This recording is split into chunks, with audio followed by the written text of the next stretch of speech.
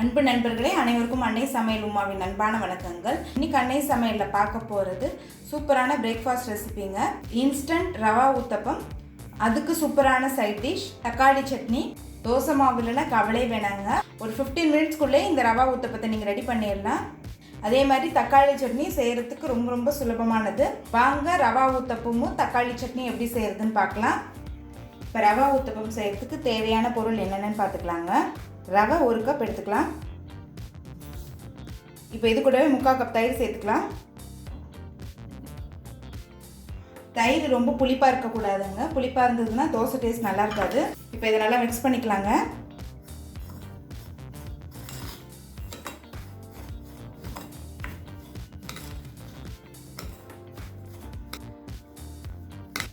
இப்போ இது கூடவே 1/2 கப் தண்ணி சேர்த்துக்கலாங்க.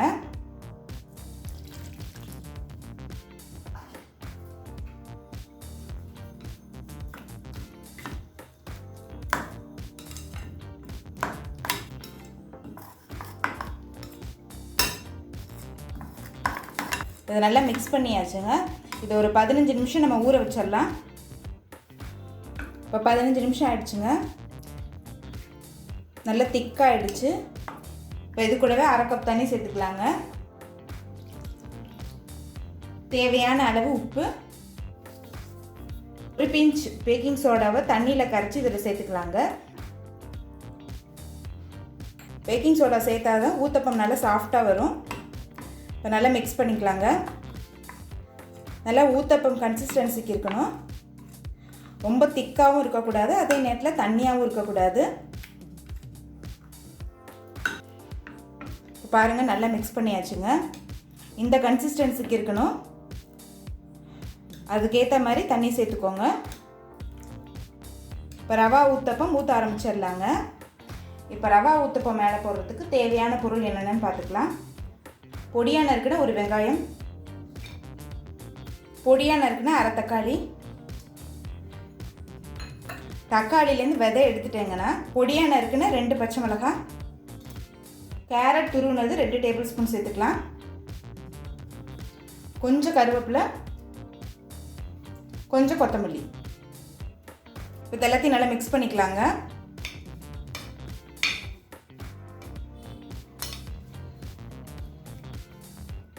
இது எல்லாத்தையும் நல்லா மிக்ஸ் பண்ணியாச்சுங்க. இப்போ இதை எடுத்து தனியாக வச்சிடலாம். இப்போ தோசைக்கல் நல்லா சூடாகிடுச்சுங்க. நம்ம ஊத்தப்பம் ஊற்றிடலாம்.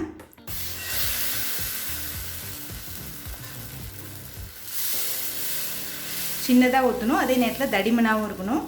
இப்போ மேலே மிக்ஸ் பண்ணி வச்சுருக்க அந்த வெங்காயம், தக்காளி, கேரட் இதை சேர்த்துக்கலாங்க.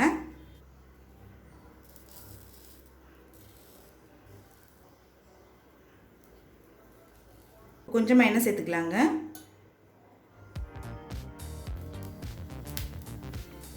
மேலே அப்படியே ப்ரெஸ் பண்ணி விட்டுருங்க. அப்போ தான் வெங்காயம், தக்காளிலாம் மாவில் ஒட்டும்.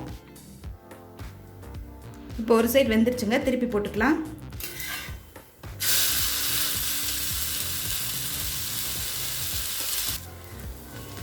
இப்போ தோசை இந்த சைடு வெந்துருச்சுங்க, திருப்பி போட்டுக்கலாம்.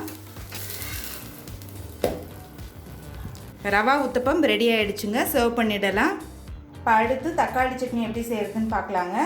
1 வெங்காயம், 2 தக்காளி, 1 டேபிள் ஸ்பூன் மிளகாய்த்தூள், கொஞ்சம் புளி, தேவையான அளவு உப்பு.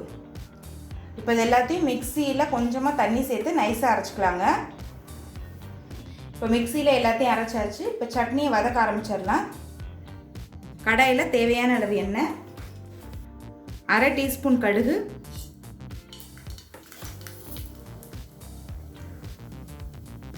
1/2 டீஸ்பூன் உளுந்து, கொஞ்சம் கருவேப்பிலை சேர்த்துக்கலாம்.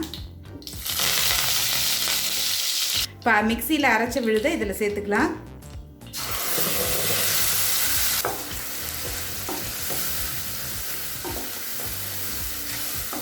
நல்லா பச்சை வாசனை போக வதக்கிக்கோங்க.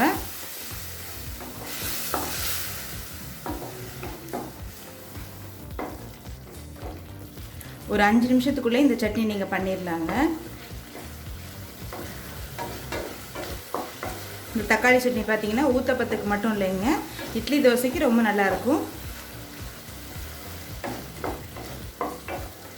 இப்போ பாருங்கள் எண்ணெய் நல்லா பிரிஞ்சு வந்துருச்சு. இப்போ தக்காளி சட்னி ரெடி ஆகிடுச்சுங்க. ரவா ஊத்தப்பத்து கூட சர்வ் பண்ணிடலாம். இப்போ சுவையான ரவா ஊத்தப்பம் ரெடி ஆகிடுச்சுங்க.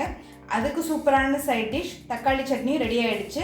ரெசிபியை ட்ரை பண்ணி பாருங்கள், கண்டிப்பாக உங்களுக்கே பிடிக்கும். ரெசிபி பிடிச்சிருந்ததுன்னா வீடியோவை லைக் பண்ணுங்கள், கமெண்ட் பண்ணுங்கள், ஷேர் பண்ணுங்கள். இது வரைக்கும் அன்னை சமையல் சேனலை சப்ஸ்கிரைப் பண்ணலைன்னா சப்ஸ்கிரைப் பண்ணுங்கள். தேங்க்யூ.